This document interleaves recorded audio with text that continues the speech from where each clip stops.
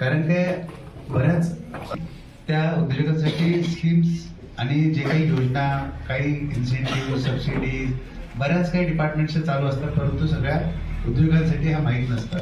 तर त्याच्याबद्दल जास्तीत जास्त अवेअरनेस करण्यासाठी हा इग्नाइट महाराष्ट्र कार्यक्रम सुरू केलेला आहे.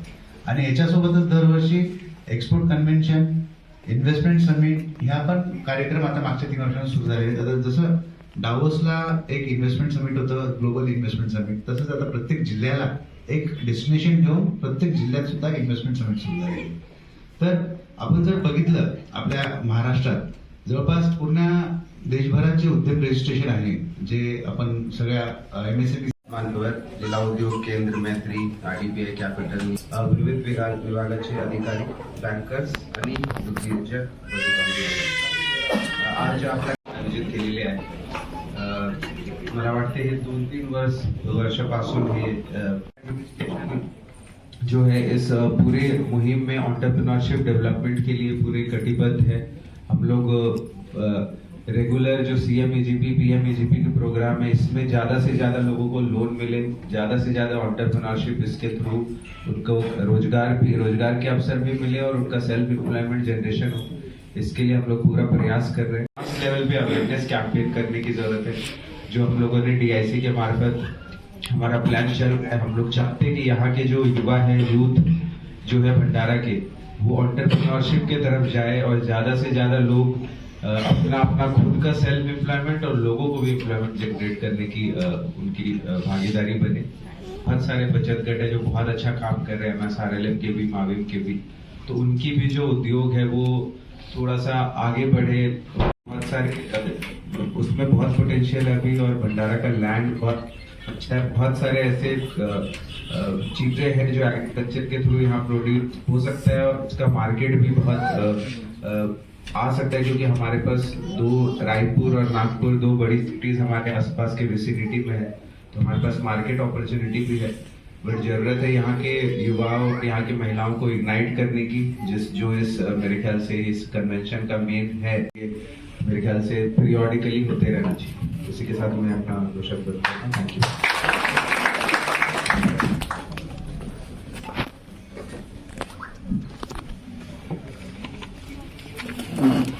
काय काय बनवतात?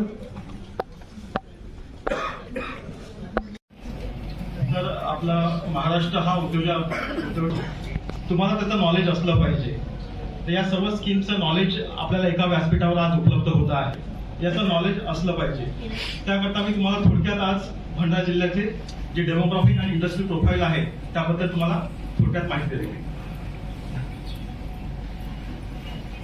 तर आपला हा भंडारा जिल्हा आहे, तुम्हाला माहिती आहे नागपूर विभागामध्ये आहे. आपले नागपूर विभाग 6 जिल्हे आहेत, त्यामधला हा एक जिल्हा आहे.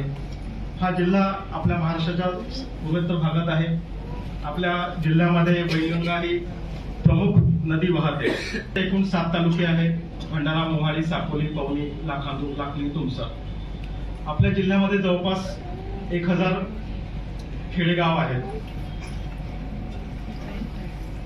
आपल्या जिल्ह्याची जी लोकसंख्या आहे 2011च्या पॉप्युलेशन सेन्सस प्रमाणे ती 12 लाख आहे. जी घनता आहे ती 323 आहे. आपल्या जिल्ह्याचा जो साक्षरतेचा दर आहे तो 83% आहे. आणि आपला जिल्हा हा 4087 स्क्वेअर मीटर या एरियामध्ये पसरलेला आहे. आपल्या जिल्ह्याचा जो ग्रॉस डोमेस्टिक व्हॅल्यू ॲडेड जी व्हॅल्यू आहे ती 28,564 कोटी एवढी आहे. हा आकडा 2023-24च्या व्हॅल्यूनुसार आहे. आपल्या जिल्ह्यामध्ये चांगला शैक्षणिक संस्थेचा जाळा पसरलेला आहे. आपल्या जिल्ह्यामध्ये शासकीय पॉलिटेक्निक संस्था आहे, ॲग्रिकल्चर आनंद निकेतन कॉलेज आहे आणि इतरही व्होकेशनल ट्रेनिंग इन्स्टिट्यूट आहे आपल्या जिल्ह्यामध्ये.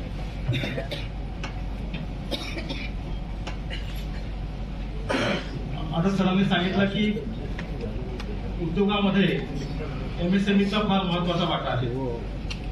देश विकसित होतो, उत्पादन वाढतं, त्यामध्ये मेजर इंडस्ट्रीचा वाटा असतोच. पण MSME जी आहे ती तुम्हाला कमी किमतीमध्ये जास्तीत जास्त रोजगार उपलब्ध करून देते. त्यामुळेच हा MSMEला फार महत्व आहे. आपल्या जिल्ह्यामध्ये 44,196 MSME हे मागच्या महिन्यापर्यंत उद्यम पोर्टलवर रजिस्टर झालेले आहे. आपल्या जिल्ह्यामध्ये जे इन्फ्रास्ट्रक्चर आहे त्याच्यामध्ये गोडाऊन्स जे आहे ते 225 आहे, 2 कोल्ड स्टोरेज आहे. सरांनी सांगितल्याप्रमाणे आपला जिल्हा हा राईस बाउल म्हणून ओळखला जातो. आपल्या उद्यम पोर्टलवर 300च्या वर राईस मिल ह्या रजिस्टर झालेल्या आहेत. आपल्या जिल्ह्याचा जो राईस प्रोडक्शन आहे तो 1,17,510 मेट्रिक टन एवढा आहे आणि जी पेरणी क्षेत्र आहे त्या धानाचं ते 2,61,499 एवढं आहे. तर आपल्या तालुक्यामध्ये आता जे भंडारा, लाखांदूर, तुमसर, पवनी हे क्षेत्र आपले औद्योगिक हब म्हणून आता डेव्हलप होत आहे. ओडीओपी मध्ये सरांनी सांगितलंच आहे, राईस हा आपला एक प्रॉडक्ट आहे. त्याचबरोबर मॅग्नीज ओर सुद्धा एक आपला सेकंड ओडीओपी प्रॉडक्ट आहे. आपल्या जिल्ह्यामध्ये जवळपास 100च्या वर लहान जे मॅग्नीज प्रोसेसिंग युनिट्स आपल्या आहेत. आपल्या जिल्ह्यामध्ये ज्या मेजर इंडस्ट्री आहेत त्या सनब्लॅक, अशोक लेलँड, महाराष्ट्र मेटल पावडर आणि हिंदुस्थान कंपोजिट आहे. याशिवाय आपला जो महत्वाचा एक आणखी प्रॉडक्ट आहे तो ब्रास आहे. तर ब्रासचेही जवळपास आपले 40 युनिट आपल्या जिल्ह्यामध्ये आहेत. आता इकॉनॉमिक प्रोफाईल जर धरली तर आपला जो कॉन्ट्रीब्युशन आहे gross domestic value added product मध्ये हा शेअर्स आपला जिल्ह्याचा फार कमी आहे, तो 0.67% आहे. तर आपलं पर कॅपिटा इन्कम जे आहे ते 2,18,513 आहे. आपलं अर्बन पॉप्युलेशन जे आहे ते 19% आहे.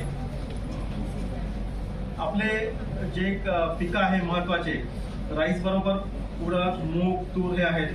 फळांमध्ये पेरू, बनाना आणि मँगो सुद्धा आहेत. व्हेजिटेबल्स मध्ये चिली, टोमॅटो, ब्रिंजॉल याचं सुद्धा उत्पादन होतं. तर टोटल जो कल्टिवेबल एरिया आहे आपला तो 2,71,207 हेक्टर एवढा आहे. जे लॉजिस्टिक इन्फ्रास्ट्रक्चर आहे त्याच्यामध्ये आपल्या ज्या जिल्ह्यामध्ये जी रोडची संख्या आहे ती 6,556 एवढी रोडची लेंथ आहे. त्यानंतर जो रेल्वे ट्रॅक्स आहे आपल्या जिल्ह्यामध्ये तो 140 किलोमीटर पर्यंतचा आहे. आपल्या जिल्ह्यातनं महत्वाचा नॅशनल हायवे कलकत्ता धुळे हा जातो. नॅशनल हायवे नंबर 6 तो आता 53 म्हणून झालेला आहे. आपल्या जिल्ह्यामध्ये 225 गोडाऊन आहे, कोल्ड स्टोरेज आहेत. आपला जिल्हा हा नागपूरला महत्वाचा कनेक्ट आहे आणि जो महत्वाचा जे म्हणजे ट्रान्सपोर्ट आहे ते रेल्वे आणि रोड द्वारे होतच. पण आपण जो एअरपोर्ट सुद्धा आहे तो नागपूर आपला फक्त 60 किलोमीटर एवढाच आहे. एक्सपोर्ट बद्दल तर एक्सपोर्ट जो आहे सरांनी सांगितलंच, आमचा तो जो एक्सपोर्ट होता 23-24 मध्ये 154 कोटी होता, तो मागच्या वर्षी 2024-25 मध्ये 465 कोटी एवढा वाढलेला आहे. ऑलमोस्ट डबल झालेला आहे, डबलपेक्षा जास्त झालेला आहे. ओडीओपी हा राईस आहे. राईस मध्ये आपलं एक क्लस्टर डेव्हलप होत आहे पवनी येथे. त्यामध्ये जवळपास 243 राईस मिल त्याला जुळलेल्या आहेत आणि त्याचं काम अंतिम टप्प्यात आलेलं आहे. आणखी 5 ते 6 महिन्यामध्ये ते कार्यान्वित होण्याची अपेक्षा आहे.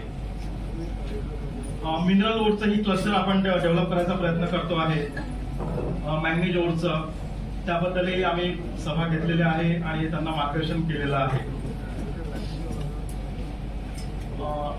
इन्व्हेस्टर समिट ही आपण एप्रिलमध्ये घेतली होती. त्या एप्रिल मधल्या इन्व्हेस्टर समिट मध्ये आपण टोटल 43 MOU केले आणि त्यातली जी व्हॅल्यू होती इन्व्हेस्टमेंटची अपेक्षित ती 470 कोटी एवढी होती. ह्या 43 मधले 26 जे प्रकल्प आहे ते कार्यान्वित सुद्धा झालेले आहेत आणि या प्रोजेक्ट मधनं ह्या सर्व MOU मधनं टोटल 1138 एवढी एम्प्लॉयमेंट जनरेशन ही अपेक्षित आहे. आपल्या जिल्ह्यातला जो MSMEचा डाटा मी सांगितलं 44,196, त्यामध्ये मायक्रो एंटरप्रिनर्स हे 43,936 आहे, स्मॉल 249 आहे, मीडियम 11 आहे. या सर्व MSME मधनं टोटल इन्व्हेस्टमेंट जवळपास 55,225 लक्ष एवढी झालेली आहे. तर या MSME द्वारे एम्प्लॉयमेंट जनरेशन हे 1,61,000 एवढं झालेलं आहे. तर आपल्या जिल्ह्यातलं पोटेन्शियल आपण पाहिलं तर ऍग्रिकल्चर हे महत्वाचं पोटेन्शियल आहे. राईस त्यामध्ये महत्वाचा भाग आहे. इंडस्ट्रीमध्ये आपलं महत्वाचं पोटेन्शियल म्हणजे मिनरल्स आहे. त्यानंतर एक ऑर्डिनन्स फॅक्टरी सुद्धा आपल्याला लाभलेली आहे. जी चॅलेंजेस आहे त्यामध्ये महत्वाचं म्हणजे आपला जिल्हा मुख्यत्वे ऍग्रिकल्चरवर डिपेंडंट आहे.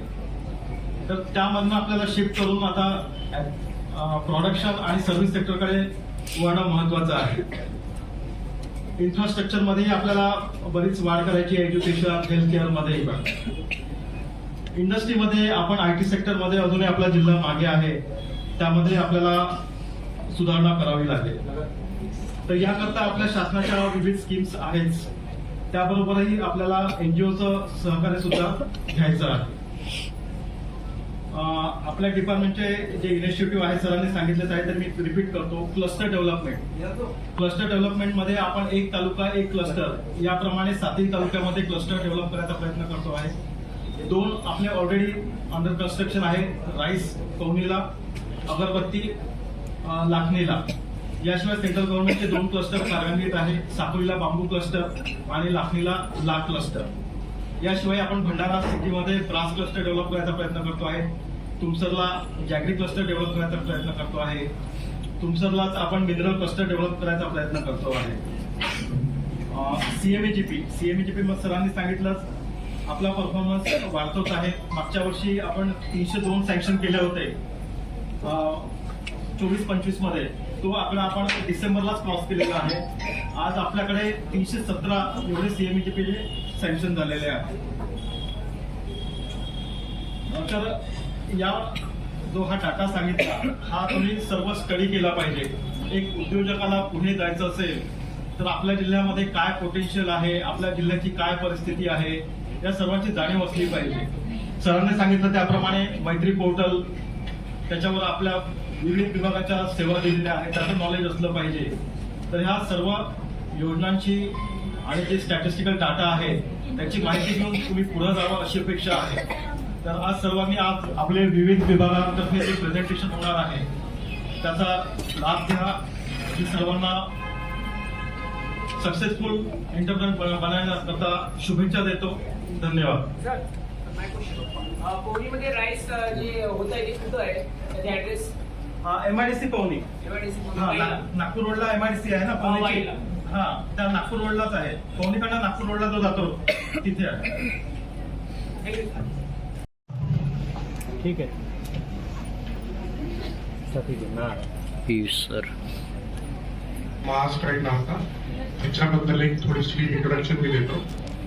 महास्ट्राईकचा फुल फॉर्म आहे Maharashtra strengthening institution capabilities in districts for enabling growth. तर तुम्ही त्याचा समजा लोगो पाहिला, संस्कृतमध्ये त्याचा सेक्टर झाले.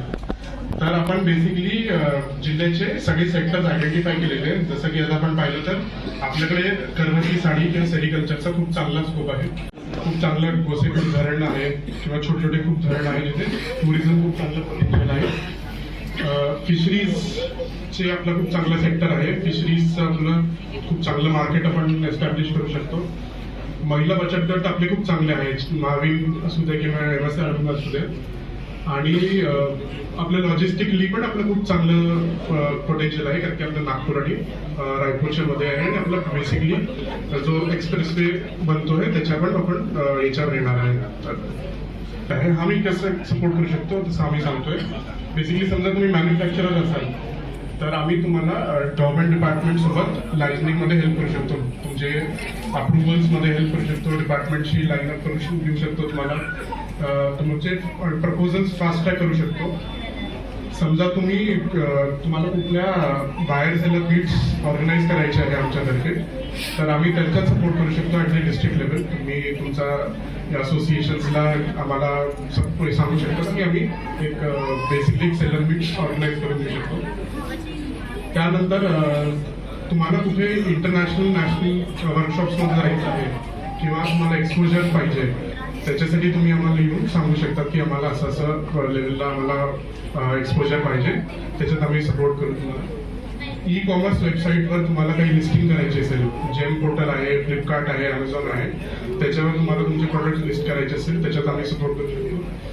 तुम्हाला कुठले इंडस्ट्रीचे एक्सपर्ट आहे तुम्ही सांगू शकता की XYZ तुम्ही युट्यूबवर पाहिले होते, हे इंडस्ट्री एक्सपर्ट आहेत, तुम्हाला त्यांच्याशी एक सेशन पाहिजे तर आम्ही ते ऑर्गनाईज करू शकतो.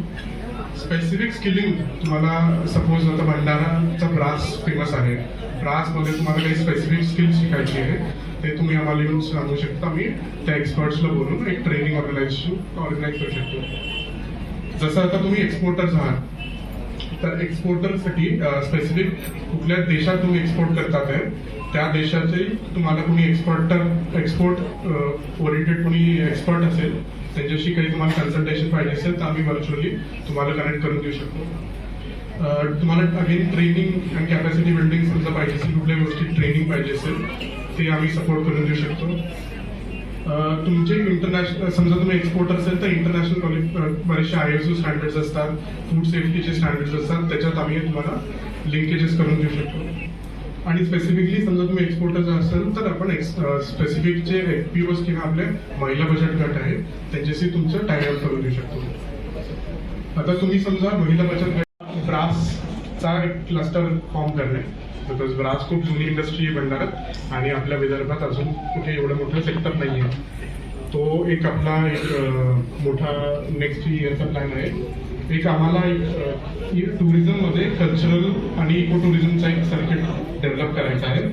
असा प्लॅन करतोय की नागपूरमधून कोणी किंवा रायपूर 2-3 दिवस इथे टुरिझमसाठी थांबायला पाहिजे आणि ओव्हरऑल म्हणजे इकॉनॉमी चांगली डेव्हलप होईल. तसं एक कलेक्टर सरांची संकल्पना आहे इंडस्ट्री युथ फोरम, तो आम्ही लवकरच ऑर्गनाईज करणार आहे. त्या इंडस्ट्री युथ फोरममध्ये आम्ही सगळे जे युथ आहे जे ऑन्टरप्रिनरशिपमध्ये इंटरेस्टेड आहे त्यांना एका प्लॅटफॉर्मवर आणणार आहे. त्यांच्या एरिया ऑफ इंटरेस्ट प्रमाणे आम्ही वेगवेगळे थीमॅटिक एक्सपर्ट सेशन्स ऑर्गनाईज करणार आहे आणि मग त्यांना क्रेडिट लिंकेज किंवा बँकिंग थ्रू किंवा गव्हर्नमेंटच्या स्कीम्स थ्रू सपोर्ट करून त्यांचा एक कॅपॅसिटी बिल्डिंग करणार आहे. तर तो एक इम्पॉर्टंट इव्हेंट आहे. एक आपला बॅम्बूचा क्लस्टर आहे, आपला बॅम्बू बरेच एरियामध्ये होतं, त्याच्यात तो आपला एक एम आहे. मिड टर्ममध्ये आपले ॲग्रो प्रोसेसिंगवर आपल्याला काम करायचं आहे, व्हॅल्यू ॲडिशनवर काम करायचं आहे आणि फिश बेसिकली इन्व्हेस्टमेंट फिशरीज खूप इम्पॉर्टंट सेक्टर आहे त्याच्यावर काम करायचं आहे. लॉंग टर्म मध्ये आपला प्लॅन आहे की स्टील जो आपला हब होतो आहे, आपण ऐकलं असेल गडचिरोली वगैरे, आणि भंडारा गडचिरोली एक्सप्रेसवे फॉर्म होतो आहे, तो आपल्याला लिंकेज कसं करता येईल आणि स्टीलचे अँसिलरी युनिट्स किंवा छोटे छोटे युनिट्स कसं सेटअप करता येईल तो आपला लॉंग टर्म प्लॅन आहे बेसिकली. आपली बेसिक आम्ही जसं म्हटलंय हे महास्ट्राईट नावाचा एक युनिट आहे. आम्ही 3 जणांची टीम आहोत. आम्ही कलेक्टर ऑफिस, प्लॅनिंग ऑफिस भंडाराला लागतो. हे आमचं ऑफिस ॲड्रेस आहे. तुम्हाला कुठल्याही गोष्टीचा इश्यू असेल तर तुम्ही डायरेक्टली आमच्याकडे येऊ शकता, कॉन्टॅक्ट करू शकता. बरेचसे लोकांना डायरेक्टली ऑनलाईन हे करता येत नसेल तर तुम्ही आमच्याकडे येऊन आम्हाला सपोर्ट मागू शकता.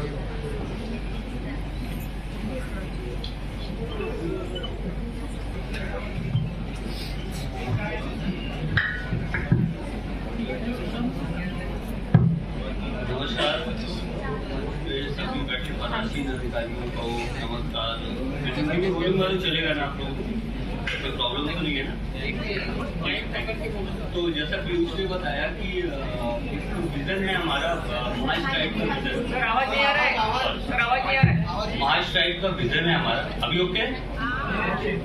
महास्ट्राइक का विजन है कि हमें डिस्ट्रिक्ट, अपने भंडारा डिस्ट्रिक्ट का जो इनकम लेवल है वो डबल करना है.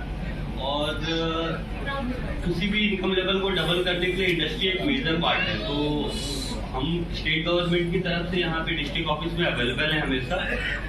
और जहाँ तक इंडस्ट्री की बात है तो बहुत सारी डिटेलिंग दी सभी अफसरों ने, पीयूष ने, सबने बताया. तो अगर हम बहुत ही उसको कॉम्प्रिहेंसिव वे में कहें तो इंडस्ट्री चलाने के लिए हमें 3 चीजें चाहिए. पहला चाहिए फाइनेंस चाहिए, पैसा चाहिए, दूसरा चाहिए मैन पावर. मैन पावर का मतलब ये नहीं कि हमने कहीं से भी कोई मैन पावर ले लिया और काम नहीं चलेगा। अभी जो हमारी विजिट्स हुई है या जो डिस्कशन हुई है तो ये समझ में आया कि मैन पावर तो है उद्योग जो कर रहे हैं उनके पास, लेकिन अच्छा मैन पावर नहीं है, स्किल्ड मैन पावर नहीं।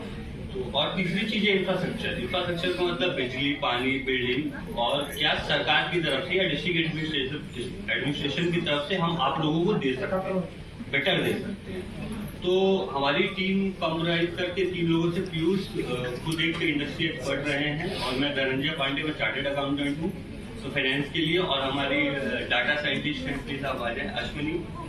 तो हम तीनों की एक डेडिकेटेड टीम बैठी हुई है 365 डेज प्लानिंग ऑफिस में, इसी सपोर्ट के लिए स्टेट गवर्नमेंट की तरफ से हम आए हुए हैं। इंडस्ट्री हमारा एक वर्टिकल है, तो आप लोग को कोई भी प्रॉब्लम है, राइट फ्रॉम फाइनेंस लेना है, अगर फाइनेंस के लिए 2 चीजें, एक तो आप अपनी जेब से पैसा लगाते हैं, एक बैंक के पास जाते हैं, ठीक है। बैंक के पास जाने में जो बेस लेवल में प्रॉब्लम आती है, दूसरी चीज जो हमारे डीआईसी सर ने बताया कि एक तो 1 डिस्ट्रिक्ट 1 प्रोडक्ट चल रहा है हमारा, जो राइस है बेसिकली। इसके बाद हर तालुका में एक प्रोडक्ट को हम डेवलप कर सकते हैं, और हर तालुका में प्रोडक्ट डेवलपमेंट करने का सबसे बड़ा फायदा है कि आपको रॉ मटेरियल जो है वो आपको लोकल लेवल पे मिल जाएगा, उसके लिए आपको बहुत ज्यादा भाग दौड़ करने की आवश्यकता नहीं होगी। तीसरी चीज जो है कि हम ब्रास पे बहुत फोकस करना चाहते हैं, स्पेशली जो भंडारा से यहाँ पे जो को जीआई टैग भी मिल गया है, तो हम लोग वर्क कर रहे हैं कि हमारे ब्रास को भी जीआई टैग मिल जाए और MIDC भंडारा में इनको एक प्लॉट मिल जाए। तो उसके बाद इसका जो डेवलपमेंट है, जो फोकस है, वो बहुत बढ़िया हो जाएगा। और कुछ जगह पे लॉजिस्टिक का भी प्रॉब्लम समझ में आया हमको कि लॉजिस्टिक्स का, जैसे कि अगर छोटे उद्योगपति हैं तो छोटे उद्योगपतियों को जैसे गाड़ी नहीं मिल रही, कुछ नहीं मिल रही, तो उस पर भी हमारा एक अलग लेवल पे काम चालू है।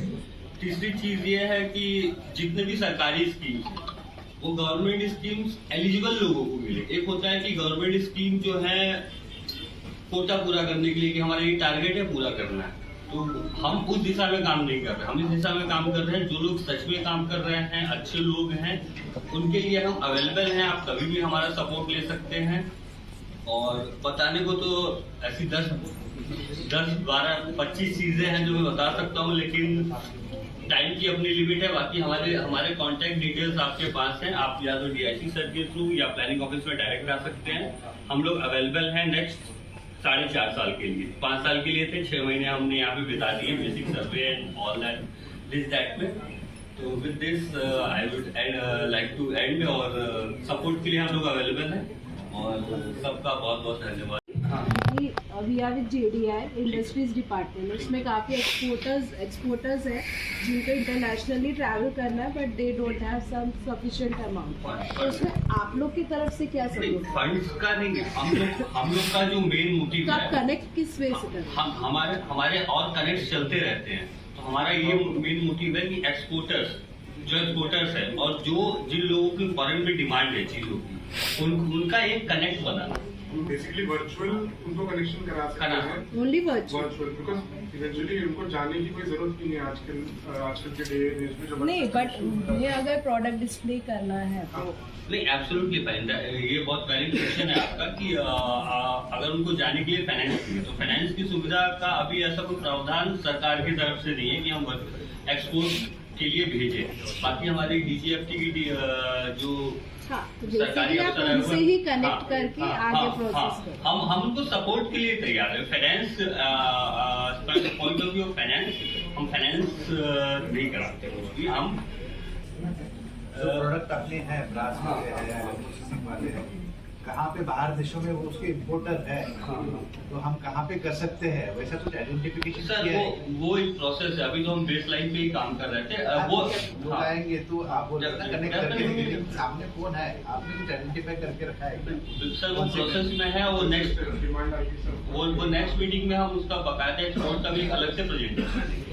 एक सजेशन है इसमें, आपने जो मेंशन किया उसमें ऐसे डालो थ्रू कंसर्न डिपार्टमेंट, उसमें हमें फिर कंफ्यूजन नहीं है। ओके सर, आपका रोल मेजर फैसिलिटेटर का ही है, तो फाइनेंस फाइनेंस का तो बात ही नहीं कर रहे हम लोग। फाइनेंस दिलाने में आपका सपोर्ट कर सकते हैं, बिल्कुल। एग्जीबिशन है, हमें अपना प्रोडक्ट वहाँ पे एग्जीबिशन में हम लोग पार्टिसिपेट होना चाहते हैं, तो किस तरह से आप हेल्प करोगे? हम लोग आपका right from registration, hand holding जिसको कहते हैं, right from your registration, government में क्या क्या चाहिए, राइट फ्रॉम आप विजिट हुई है वहाँ, एक मैडम विजिट हुई है, हमारा डिस्कशन नहीं हुआ होगा, लेकिन डेफिनेटली आने वाले। और मुझे देख के बहुत खुशी हुई कि भंडारा जैसे जिले में इतनी सारी महिलाएं उद्योग में इन्वॉल्व हैं, तो आई रियली मतलब दिया बनाना जी, शीट बनाना, जी। ऐसी चीजें जो हमें वो रजिस्टर करना है और उससे हमें फाइनेंशियल चाहिए, फाइनेंशियल सपोर्ट आपको बैंक से चाहिए। फाइनेंशियल चाहिए। बैंक को नहीं, ज्यादा दो चीजें होती है, देखिए पहले एक बात होती है, 3 चीजें होती है किसी भी फाइनेंस में। एक तो आपका इक्विटी लगाना, जो आपका पैसा लगेगा, दूसरा बैंक से फाइनेंस, तीसरा गवर्नमेंट से। ठीक है, तो आप किस फाइनेंस की बात कर रहे हैं? हाँ, मैं फाइनेंस इसलिए कर रहा हूँ कि ये देखो फाइनेंस सर कुछ बोलना मी ऍड करतो। कलेक्टर सरांनी 1000चं टार्गेट ठेवलेलं आहे। ज्या नवीन उद्योजक आहेत जे काही उद्योग सुरू करू शकतात त्याकरता एक फॉर्म डिझाईन केलेला आहे महास्ट्राईटने। तर तुम्ही यांच्याकडे किंवा DIC कडे तुमची नोंदणी करा, तुमच्याकडे काय स्किल आहे आणि तुम्हाला फायनान्सची किती आवश्यकता आहे, काय आहे। तर कलेक्टर सर असा एक पूल तयार करणार आहे 1000 पर्सन्सचा। त्यांना फायनान्सपासून सपोर्ट तर मिळेल CMEGP थ्रू, प्लस त्यांना आणखी जसं packaging, product standardisation, marketing, export त्याच्याबद्दलही आपण अवेअरनेस प्रोग्राम त्या ग्रुपला देऊ असं कलेक्टर सरांचं म्हणणं आहे। तर ज्याही आता मॅडमने प्रश्न विचारला फायनान्सचं महास्टाईट काय करेल, तर महास्टाईट करून मॅडम आपण प्रयत्न करतो आहे की असे यूथ आयडेंटिफाय करू ज्यांना काही स्किल आहे आणि ज्यांना फायनान्सची आवश्यकता आहे। तर कलेक्टर सर बँकर्सच्या मीटिंग घेऊन अशा जे पर्सन्स इच्छुक आहे त्यांना CMEGPचं कर्ज आम्ही 100% मिळवून देण्याचा प्रयत्न करणार आहे। तर तुम्ही DICला किंवा महास्टेटकडे हे प्लॅनिंग ऑफिसला बसतात, आम्ही DICला बसतो, तुम्ही तुमची नोंदणी करा, आपण तुम्हाला 100% फायनान्स द्यायचा प्रयत्न करू। कालच्या मीटिंगमध्ये ऑर्गनायझेशनमध्ये आपण म्हणालो की एज लिमिट आपण काढलेली आहे। हो, आता CMEGP मध्ये जी 45 ओपनला होती, रिझर्व्ह आणि महिला 50 होती, ती एज लिमिट काढलेली आहे। आता किमान 18 वर्ष, मॅक्सिमम एज लिमिट नाही, कुणीही अर्ज करू शकतो 18 वर्षाच्या वर। एक मिनिट, कोणाची नेक्सॉन गाडी उभी आहे का? Assistant DGFT Prashik Gajbi sir.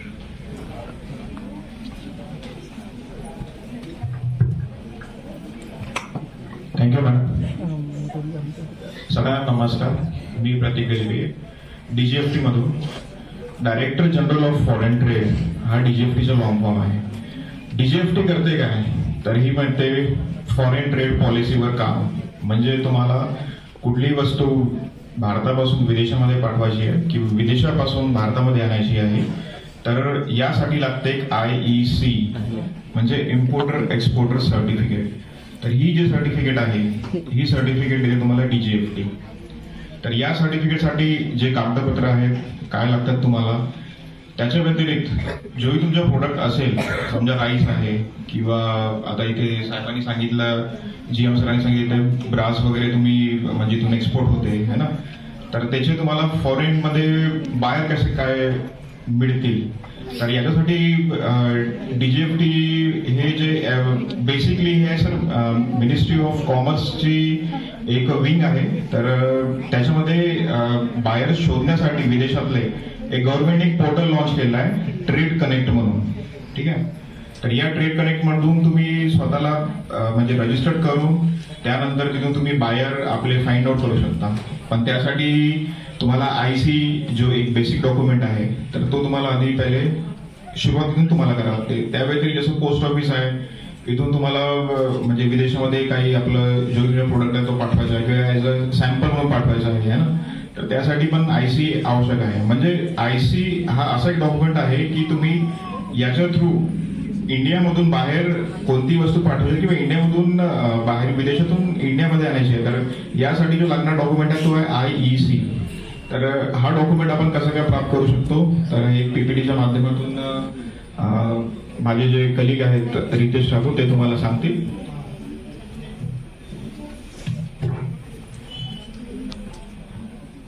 Good afternoon everyone. मेरा नाम रितेश ठाकुर है. मैं DGFT में एग्जीक्यूटिव ऑफिसर हूँ. हम लोग यहाँ पे आज एक्सपोर्ट प्रोसीजर के बारे में आप लोगों को बताने आए हैं. आप लोग में से बहुत सारे ऑलरेडी एक्सपोर्टर होंगे जिनको ये टर्म्स के बारे में पता होगा और कुछ लोग होंगे जो करना चाहते हैं. तो जैसे कि ये DGFT की पहली लिंक दी हुई है, इसमें पर अगर आप क्लिक करते हो तो आपको DGFT का ऑफिशियल वेबसाइट ओपन होती है जिसमें आप IC के लिए अप्लाई कर सकते हो, मॉडिफाई कर सकते हो. कुछ ओवरऑल एक्सपोर्ट है जो कि पिछले फाइनेंशियल ईयर में हुआ था. अराउंड 465 CR का एक्सपोर्ट है, जिसमें से पहला राइस ही है जो सबसे ज्यादा एक्सपोर्ट हुआ था, 311 CR का. देन उसके बाद में ब्रास रॉड एंड ऑल बाकी चीजें हैं. और वहाँ पर मार्केट भी एक मेंशन है अगर आप देखना चाहिए कि कहाँ कहाँ हो रहा है. और राइस के ही जैसे बहुत सारे बाय प्रोडक्ट्स भी होते हैं, जैसे कि पास्ता बन सकता है, उसका केक बन सकता है, नूडल्स. तो आप इन चीज़ों को भी बाय प्रोडक्ट्स बना के सेल कर सकते हैं बाहर जितने भी फॉरेन कंट्रीज हैं. देन यहाँ पे ज़्यादातर महिला बचत गुट का जो ये रहता है कि सिल्क और बाकी साड़ियों में जो लोग एक्सपोर्ट करते हैं तो उसके लिए EPC बनी रहती है, एक्सपोर्ट प्रमोशन काउंसिल. तो वो क्या काम करती है, आप लोगों को अगर आप उसकी मेंबरशिप लेते हैं तो वो आपको असिस्ट करते हैं सारी चीज़ों को लेके. जैसे कि Indian silk export promotion council है, फ्लो चार्ट के थ्रू आपको समझाया गया है. जैसे इसमें आपको पहले एक ऑर्गेनाइजेशन एस्टेब्लिश करना पड़ेगा. देन उस ऑर्गेनाइजेशन के नाम पे आपका पैन कार्ड रहेगा. फिर आपको बैंक अकाउंट ओपन करना पड़ेगा और IC लेना पड़ेगा. तो जुड़ोगे तो आपको मिल जाएगा. तो उस HSN कोड के बेसिस पे आपको आगे रजिस्टर करना पड़ता है और आपको EPC फाइंड करनी पड़ेगी, EPC एक्सपोर्ट प्रमोशन काउंसिल. तो उस बेसिस पे जब आप हर एक चैप्टर वाइज जैसे HSN कोड डिवाइडेड रहते हैं. आप एग्जांपल ले लेते हैं, अगर आपका प्रोडक्ट एग्रीकल्चर बेस्ड है जैसे कि राइस ही है तो आपको अपेडा की RCMC लेनी पड़ेगी. और अपेडा के आप ऑफिशियल वेबसाइट पे भी जाके ये चीज कर सकते हैं. नहीं तो आप DGFT के सर्विसेज वाली कॉलम में जाएंगे तो आपको ऑलरेडी वहाँ पे पूरा ऑप्शन मिलता है जिसमें ERCMC यानी कि ऑनलाइन आप रजिस्टर कर सकते हो RCMC के लिए. देन उसके बाद में change in policy import end export, जैसे रिस्ट्रिक्टेड आइटम है सपोज आपका कोई, या कोई एक प्रोहिबिटेड है कि इतने अमाउंट तक ही आप वो आइटम एक्सपोर्ट कर सकते हो यहाँ से. तो उसके लिए आपको एक रिस्ट्रिक्टेड लाइसेंस लेना पड़ता है DGFT से ही. जब आप सर्विसेज के सेक्शन में जाओगे तो इम्पोर्ट और एक्सपोर्ट मैनेजमेंट सिस्टम, वहाँ पे आपको एक ऑप्शन मिलेगा जिसमें आप रिस्ट्रिक्टेड आइटम के अंदर वो लाइसेंस ले सकते हो. देन सेकेंड चीज रहती है कि आप HSN कोड ढूंढ लिया आपने, प्रोडक्ट आपका फाइंड कर लिया, मार्केट भी ढूंढ लिया, बट आप बायर्स कैसे ढूंढते हो. तो बायर ढूंढने के 3 से 4 तरीके रहते हैं, हम आगे भी जानेंगे. बट जैसे कि E-कॉमर्स के थ्रू कर सकते हो, बायर सेलर मीट्स होती हैं, और सोशल मीडिया जैसे कि लिंक्डइन, ट्विटर, ये सारी चीजों के थ्रू भी आप कनेक्ट कर सकते हो. देन रहता है कि आप सैम्पलिंग और प्राइसिंग, यानी कि आप अपने फॉरेन बायर्स को किस वे में आपका प्रोडक्ट उनको दे रहे हो और उसमें प्राइसिंग आप उस प्रोडक्ट की क्या रख रहे हो, वो सारी चीजें इंपॉर्टेंट रहती हैं. और थर्ड रहता है FTA फ्री ट्रेड एग्रीमेंट है. जैसे कि लास्ट ईयर हमने देखा था कि इंडिया का free trade agreement around 5 free trade agreement है जो अदर कंट्रीज के साथ साइन हुए हैं. जैसे कि न्यूजीलैंड हो गया अभी रिसेंटली, ओमान के साथ हुआ है, वैसे UK के साथ हुआ है. तो इसमें क्या होता है, जब आप वहां से कोई चीज एक्सपोर्ट कर रहे हो या इंपोर्ट कर रहे हो तो इंडिया की उन कंट्रीज के साथ डील हुई है जिसके चलते आपको जो कस्टम ड्यूटी लगती थी या जो टैरिफ लगता था वो बहुत हद तक कम हो जाता है या फिर नील ही हो जाता है पूरा. तो आपको वो कंट्री में ज्यादा स्कोप है अगर आप एक्सपोर्ट करने के लिए जा रहे हो. प्रोडक्ट है और वो पेरिशेबल है, यानी कि 2-3 दिन उसकी लाइफ टाइम है. तो वो आप कंटेनर कॉर्पोरेशन में रहता है ऑप्शन कि आपको आपके प्रोडक्ट के हिसाब से आप कंटेनर चूज कर सकते हो. लाइक आपका वेट क्या रहेगा, साइज क्या रहेगा कंटेनर का, आपके प्रोडक्ट के अकॉर्डिंग आप देख सकते हो. अगर आपका पेरिशेबल है तो कोल्ड स्टोरेज आप बुक कर सकते हो कोई. देन लेबलिंग, पैकेजिंग है थर्ड. फिर उसके बाद में EBRC एक सिस्टम रहता है, कस्टम्स के बाद का पार्ट है ये EBRC, यानी कि इलेक्ट्रॉनिक बैंक रियलाइजेशन सर्टिफिकेट, जो कि आप DGFT की सर्विसेज के साइट पे ही जाके अप्लाई कर सकते हो इसके लिए भी. देन ये लिंक दिया, अगर किसी को नहीं समझ आता है तो इसमें वीडियो लिंक भी है कि आप अप्लाई कैसे कर सकते हो और फिलअप कैसे कर सकते हो. जब आप अप्लाई IC पे क्लिक करते हो तो एक लॉगिन का पेज अपीयर होता है जिसमें आपको रजिस्टर करना पड़ता है अपने आप को. जैसे आप रजिस्टर करते हो आपके मेल ID पे एड्रेस प्रूफ के लिए आप आधार कार्ड यूज कर सकते हैं. बैंक अकाउंट चाहिए आपके IC होल्डर के नेम पे.